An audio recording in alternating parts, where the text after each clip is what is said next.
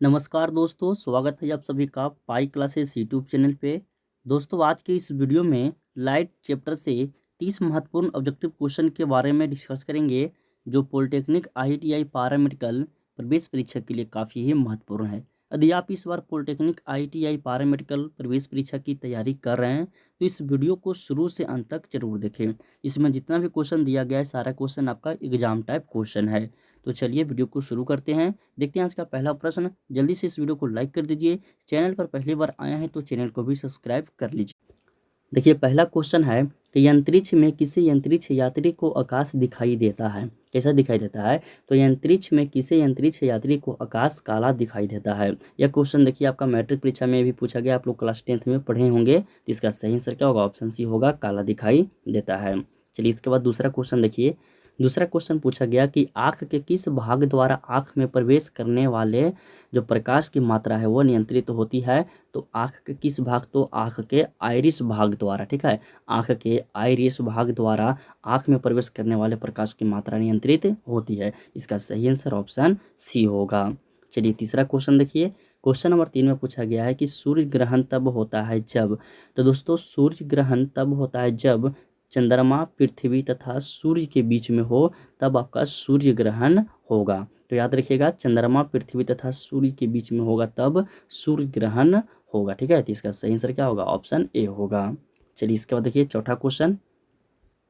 चौथा क्वेश्चन में पूछा गया है कि अबिंदुकता का दोष दूर करने के लिए निम्नलिखित में से किस लेंस का प्रयोग करना चाहिए।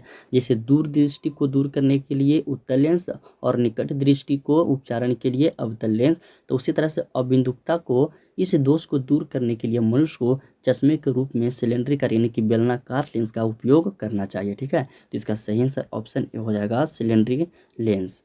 चलिए आगे बढ़िए। क्वेश्चन नंबर 5 में देखिए पूछा गया है कि सूखा बालू चमकीला क्यों दिखाई देता है जबकि गीला बालू दत्तहीन यानी कि धुंधला दिखाई देता है। आप लोग देखिएगा, इस समय गर्मी के समय है, नदी वगैरह में देखिएगा तो जो सूखा बालू रहेगा वो चमकीला दिखाई देगा। ऐसा लगेगा कि वहाँ पे आपका पानी है, जल की मात्रा है, ठीक है। तो वो ऐसा इसलिए दिखाई देता है क्योंकि इसका कारण पूर्ण परावर्तन है, इसलिए सूखा बालू चमकीला दिखाई देता है। और देखिए क्वेश्चन और पूछेगा कि सिलिकॉन जो है वो बालू में ही उपस्थित रहता है, जिसको मेमोरी कार्ड वगैरह बनाया जाता है ना सिलिकॉन को, तो सिलिकॉन आपका बालू में भी उपस्थित रहता है, ठीक है। तो ये भी याद रखिएगा। चलिए आगे बढ़िए।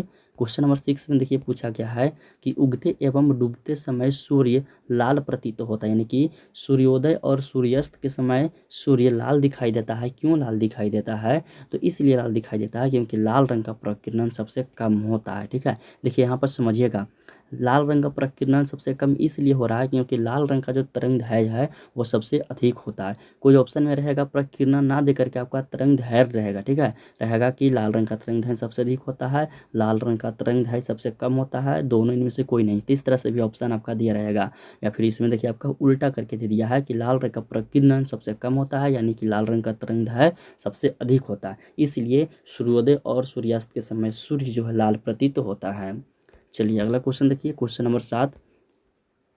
साथ में पूछा गया है कि कुछ परिवहन वाहनों में अतिरिक्त पीली बत्तियां होती है, ऐसा इसलिए किया जाता है क्योंकि देखिएगा, कुछ भी कार वगैरह जो है जिसमें पीली बत्तियां होता है तो वह बत्तियां इसलिए होता है। पीली बत्तियां, उसका क्या काम है? तो उसका काम है पीला प्रकाश कोहरे को भेदता है, जिससे सड़क साफ दिखाई देता है।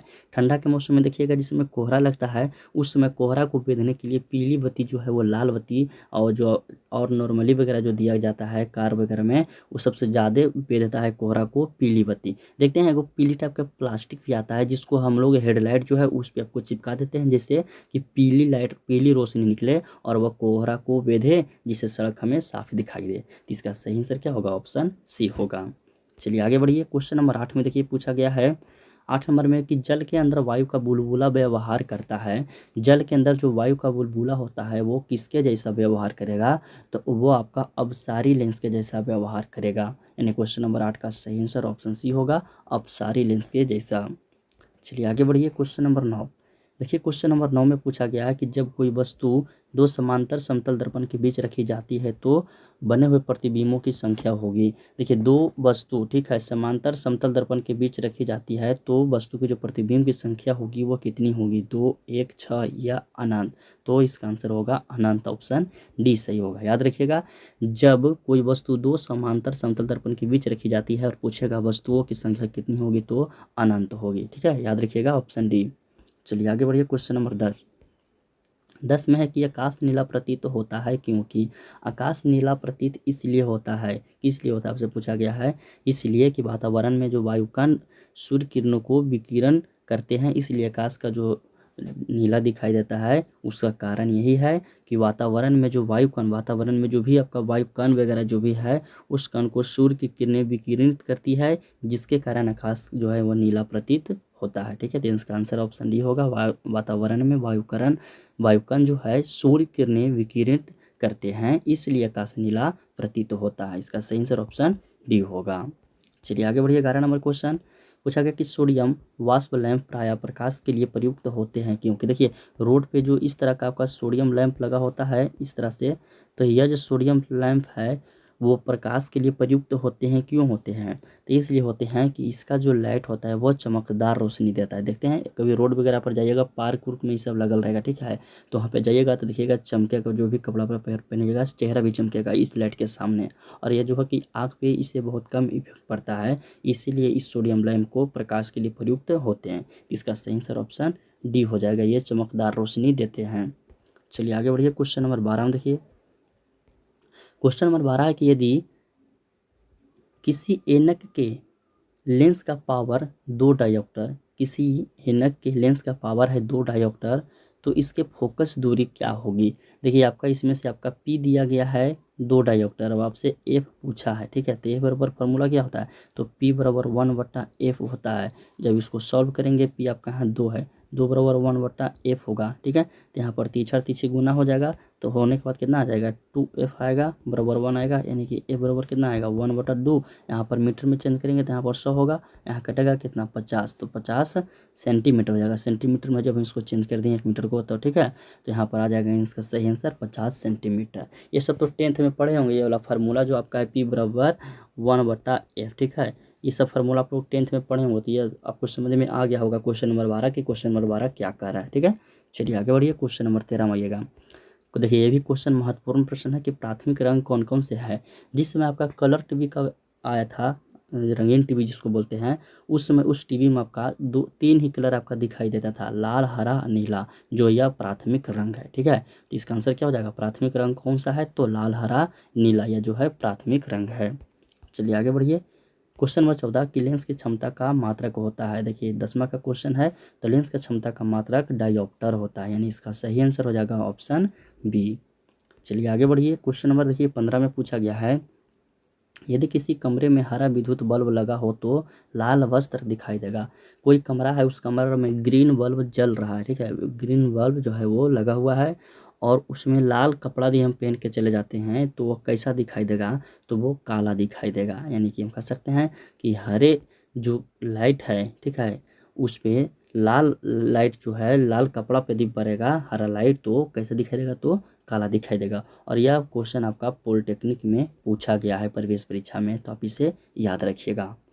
चलिए आगे बढ़ जाइए, क्वेश्चन नंबर 16 में देखिए पूछा गया प्राथमिक रंग है। देखिए कोई ऑप्शन पढ़िए, प्राथमिक रंग तो सबको पता है लाल, हरा, नीला। अब जरा इस क्वेश्चन को ऑप्शन पढ़िए, देखिए ऑप्शन क्या कर रहा है, प्राकृतिक में पाए जाने वाले इंद्रधनुष के रंग, या श्वेत प्रकाश के स्पेक्ट्रम के रंग, या वे रंग जो अन्य रंगों के मिश्रण से उत्पन्न नहीं किए जाते हैं वो यह प्राथमिक रंग है। तो इसका सही आंसर हो जाएगा ऑप्शन डी हो जाएगा, वे रंग जो अन्य रंगों के मिश्रण से उत्पन्न नहीं किए जाते हैं वह रंग प्राथमिक रंग है। तो कौन कौन है, लाल, हरा, नीला है। ठीक है, इसका सही आंसर डी हो जाएगा। चलिए आगे बढ़िए, 17 नंबर क्वेश्चन करा कि वर्णघटा को किस लेंस से दूर किया जाता है।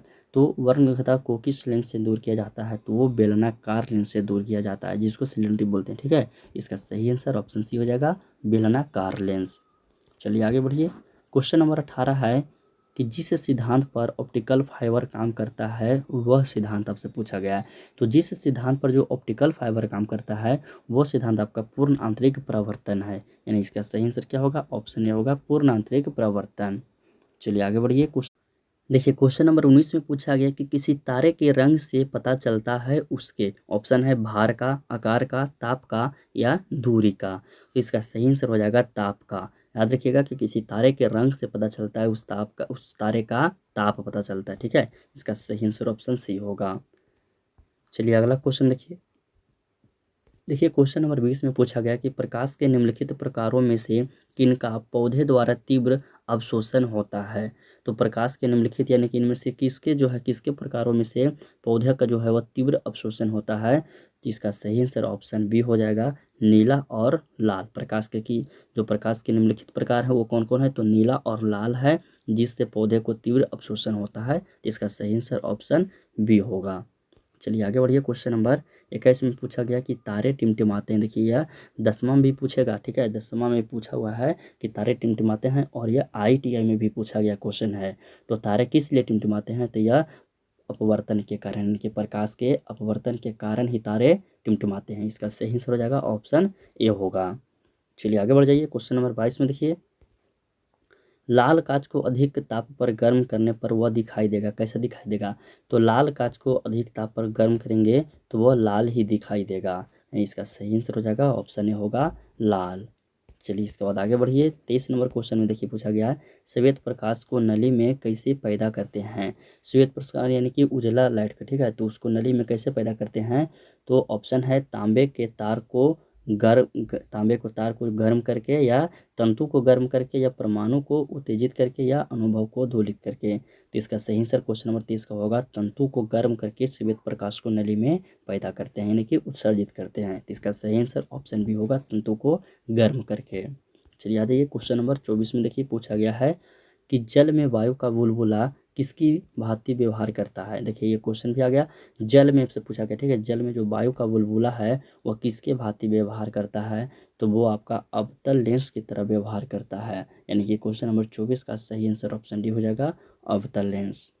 चलिए आगे बढ़िए। क्वेश्चन नंबर 25 में देखिए पूछा गया है, निम्नलिखित में से कौन सा रंग सम्मिश्रण दिन और रात के समय सर्वाधिक सुविधाजनक है। यानी कि इसमें से कौन सा रंग है वो दिन और रात दोनों के लिए सुविधाजनक है। तो आप लोग देखते हैं ट्रैफिक वगैरह, जो ट्रैफिक सिग्नल होता है उसमें देखिएगा, रेलवे सिग्नल भी देखिएगा, तो उसमें लाल रहेगा और हरा रहेगा। यह दो रंग है जो आपका रात और दिन दोनों के लिए सुविधाजनक है। तो इसका सही आंसर क्या होगा, ऑप्शन डी होगा, लाल और हरा। चलिए आगे देखिए। 26 नंबर क्वेश्चन, अंतरिक्ष में किस यात्री, देखिए क्वेश्चन लगता है फिर से रिपीट हो गया है। अंतरिक्ष में किसी यात्री का जो है आकाश कैसा दिखाई देगा, तो काला देगा। ये क्वेश्चन आपका 2 बार रिपीट हो गया। ठीक है, चलिए आगे बढ़ जाइए। 27 नंबर क्वेश्चन, प्रकाश का रंग निश्चित किया जाता है। तो प्रकाश का जो रंग है वह निश्चित किया जाता है, किसके द्वारा निश्चित किया जाता है, तो तरंग दैर्घ्य के द्वारा निश्चित किया जाता है। ठीक है, प्रकाश का रंग निश्चित किया जाता है वो तरंग दैर्घ्य के द्वारा निश्चित किया जाता है। चलिए आगे बढ़िए। 28 नंबर क्वेश्चन, क्वेश्चन नंबर 28 है कि नेत्रदान में दाता की आँख के किस हिस्से को प्रतिरोपित किया जाता है। जो मनुष्य नेत्रदान यानी कि अपने आँख को दान कर रहा है, तो उस समय उसके आँख के किस हिस्से को जो है वो दान दिया जाता है, किस हिस्से को प्रतिरोपित किया जाता है। ऑप्शन है कॉर्निया, लेंस, रेटिना या पूरी आँख। तो क्वेश्चन नंबर 28 का सही आंसर हो जाएगा कॉर्निया हो जाएगा, कॉर्निया को दान दिया जाता है। ठीक है, इसका सही आंसर ऑप्शन ए होगा। चलिए आगे बढ़िए। क्वेश्चन नंबर 29, ये भी देखिए महत्वपूर्ण प्रश्न है। पूछा गया है कि मृग तृष्णा बनने का कारण, मृग तृष्णा बनने का कारण यानी कि मृग मरीचिका जो होता है उसको बनने का कारण क्या है, तो पूर्ण आंतरिक प्रवर्तन है। यानी इसका सही आंसर होगा ऑप्शन ए, पूर्ण आंतरिक प्रवर्तन जो है मृग तृष्णा बनने का कारण है। चलिए आगे बढ़िए। क्वेश्चन नंबर 30 में देखिएगा, हाइपरमेट्रोपिया का अर्थ है, हाइपरमेट्रोपिया का अर्थ है क्या है, निकट दृष्टि दोष, दूर दृष्टि दोष, या चरह दृष्टि दोष, या प्रेसवायोपिया। तो क्वेश्चन नंबर 30 का सही आंसर हो जाएगा दूर दृष्टि दोष। ठीक है, और देखिए कोई क्वेश्चन वैसे पूछेगा कि हाइपरमेट्रोपिया जो है इस दोष को दूर करने के लिए किस लेंस का उपयोग किया जाता है, तो दूर दृष्टि को क्या बताएं, उत्तल लेंस का। तो इसका भी सही आंसर क्या होगा, उत्तल लेंस होगा। ठीक है, तो इस तरह से आप याद रखिएगा, क्वेश्चन किसी तरह से भी पूछ सकता है, आप सही आंसर जो है वो उसे याद रखिए। तो दोस्तों इसी तरह आज का वीडियो समाप्त करते हैं। वीडियो पसंद आया हो तो वीडियो को लाइक करें, अपने दोस्तों में शेयर करें। चैनल पर पहली बार आए हैं तो चैनल को सब्सक्राइब करके बेल आइकन को प्रेस कर लिए, ताकि आपका इसी तरह का हर नए वीडियो का नोटिफिकेशन समय से मिलता रहे। यदि कोई क्वेश्चन में दिक्कत हो तो आप हमें कमेंट कर बता सकते हैं, और इसका PDF डाउनलोड करना चाहते हैं तो लिंक आपका वीडियो के डिस्क्रिप्शन में दिया गया है, जाके डाउनलोड कर सकते हैं।